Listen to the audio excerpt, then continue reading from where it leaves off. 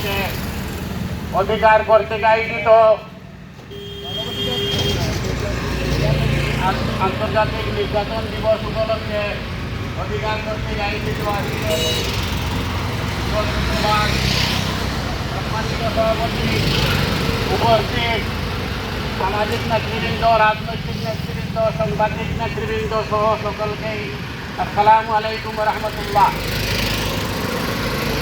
আমরা 1947 সালে ব্রিটিশের হাত থেকে স্বাধীনতা লাভ করেছি।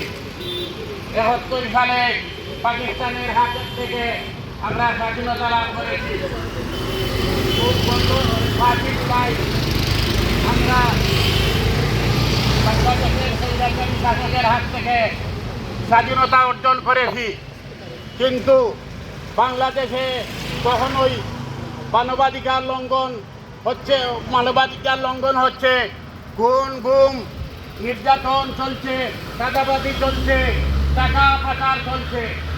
18 লক্ষ কোটি টাকা শেখ হাসিনার শাসন আমলে সুইস ব্যাংকে চলে গেছে।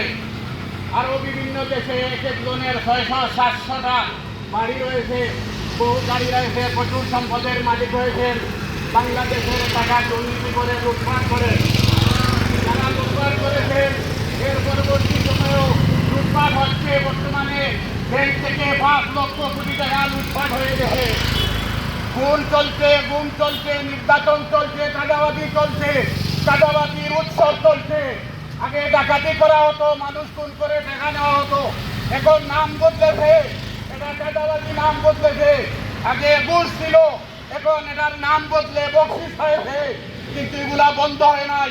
স্বরাষ্ট্রমন্ত্রী তার দায়িত্ব নিয়ে উদাসীন, তিনি আজকে তার সঠিক দায়িত্ব পালন করছেন না। বাংলাদেশে 400-র উপরে মানুষ খুন হয়ে গেছে ইতিমধ্যে 3 মাসের ভিতরে।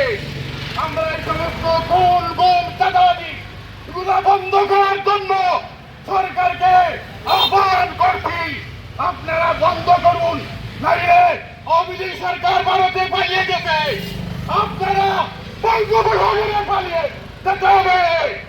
আমি আমার বক্তব্য এখানে শেষ করছি। আখিরুদ্দাওয়ানা আলহামদুলিল্লাহি রাব্বিল আলামিন। আসসালামু আলাইকুম ওয়া রাহমাতুল্লাহ।